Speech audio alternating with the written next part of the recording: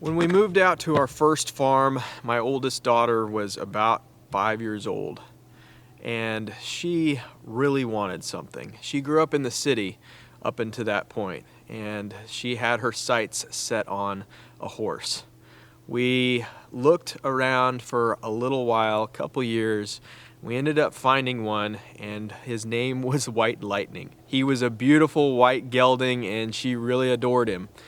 He was a little ornery at times, but man, he was just a cool horse. He worked cattle before he was on our ranch, and he was amazing to watch whenever we had our calves. We had a couple beef calves, and it was wild just watching him dart back and forth and work those animals just like he was on someone else's ranch. And just how things go sometimes, we had to sell that farm, and we didn't have a home for White Lightning. So I gave him to a friend of mine, and my daughter didn't have her horse anymore. She really enjoyed riding him, but she wasn't really quite old enough to really learn how to. I rode him a lot, and she rode with me sometimes, but she just really wasn't quite old enough to take care of him. We had him for a couple years, and when we made the move, we took a break. We ended up finding this property down here, and we wanted to be able to get this property set up. So there was about a 6-year gap that she didn't have a horse. Well, she got a little bit older and a little bit more mature in between that time frame, and we found another horse for her. That horse came from some really good friends of ours from church, and this gentleman had this horse for a number of years. Last winter, those friends of ours brought her out for my oldest daughter, and she was ecstatic. This horse's name was Rosie, and my oldest daughter, and not just her, all of my kids were out there with her every day. On any particular afternoon, you could see my kids out in the field, riding, spending time with the horse, and just really enjoying the country life. So fast forward to now, it's time to get ready for the upcoming calves that we have coming on with Soldier Creek Bison. It's time to get the corral set up, and it's time to check fence line to see if everything is in top working order. Little did I know, today wasn't gonna go as planned.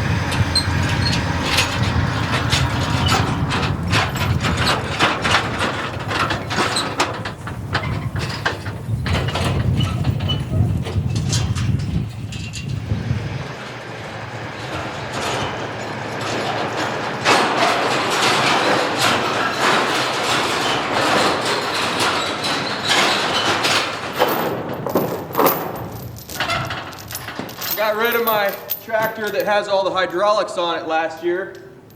So we rigged up something on this flatbed trailer. Heidi and the kids were a big help getting that hay bale on. I thought it was going to be a pain, but not too bad.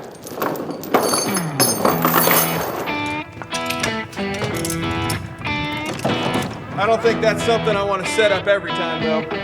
Work for one hay bale, it'll work for a few, but we're gonna have to set up something different. I don't want to do 50 or 60 bales this winter that way.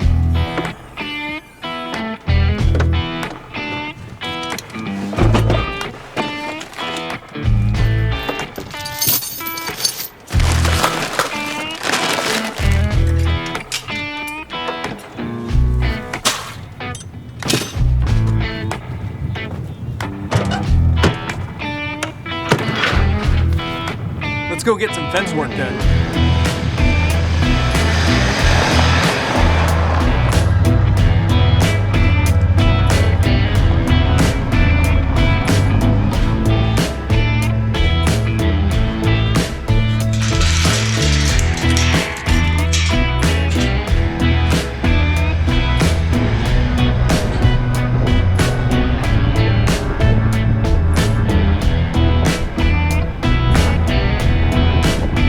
I'm just kidding. Always shut the gate. What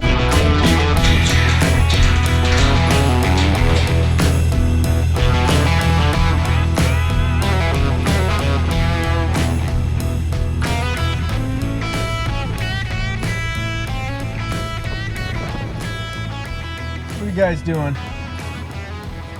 I'm taking a nap.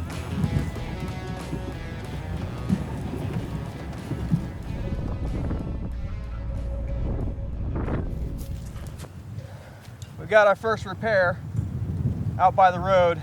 These little clips, they're T-post clips. They come off because when I use them on this high tensile, I don't put them on very tight. That way the high tensile can stretch up and down this line. And when you don't get it right in that sweet spot, they want to pop off.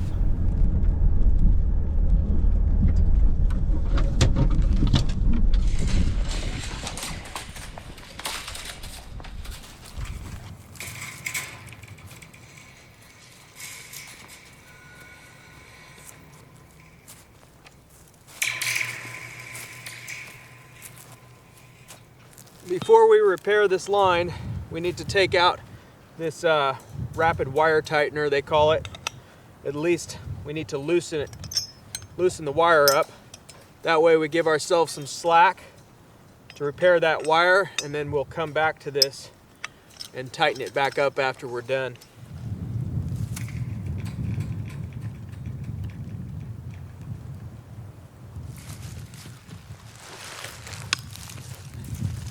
If you guys remember what I was saying in the last video, the reason why we want to go through this whole fence before we get the next buffalo is because they will go through the whole perimeter.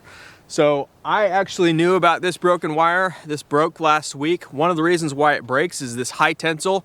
It contracts when it gets really cold, and if you already have the fence really tight, and we did because we built it in the summer and I had this really short leg really tight. If it's really tight already, it wants to contract and then try to break.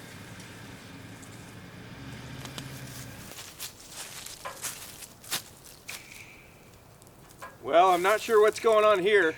This is really loose. Sometimes the top line will get loose because you'll have deer jumping over him. That is really loose. So we'll go on the other side to see if it's broken. I don't think it's broken. I think it's just really loose. I wonder if we had multiple deer jumping over the top and really just barreling down on it over the summer. Let's go find out.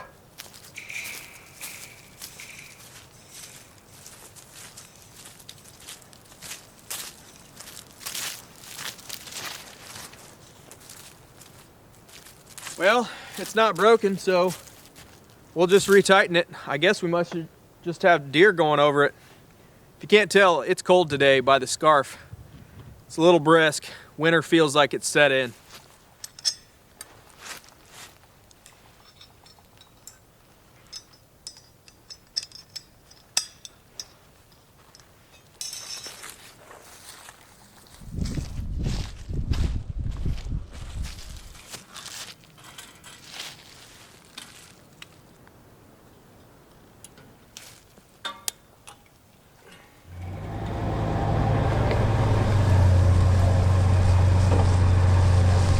Another one of these snapped off.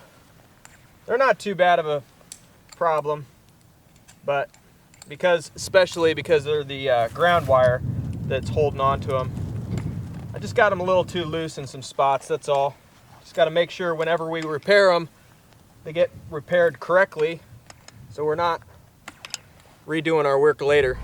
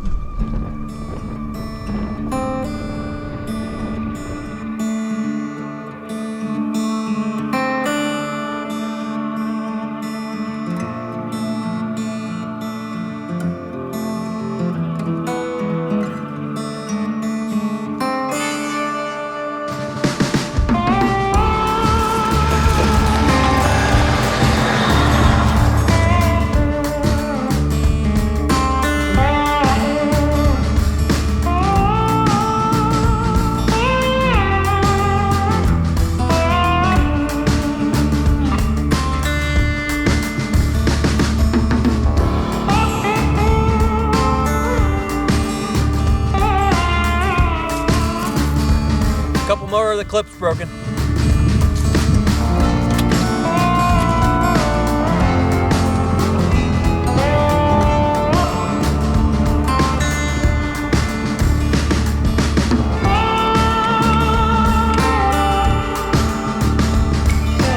I'll tell you what, sometimes in the evening out here when the air is nice and crisp and cool like this, it just feels like heaven. Next week is going to be really crazy busy. It's going to be a lot of fun too. We've got the roundup, and then we have the transportation of all the animals out here.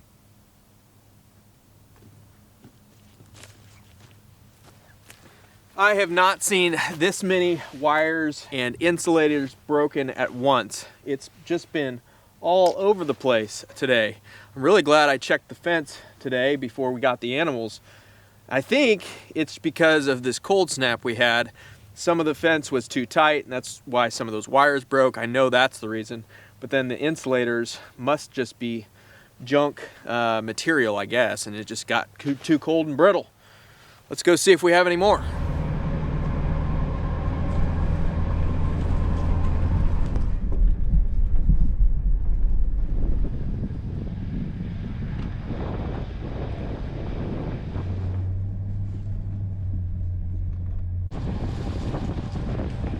The whole corral should be pretty set up now. We've got hay in here, we got water. There's a chance I might put another pin or two, another panel or two, I should say, on this to make it a little bit bigger. But other than that, I think we're in pretty good shape. So as long as the rest of the fence checks out, we're about ready. Now here comes the fun part next week.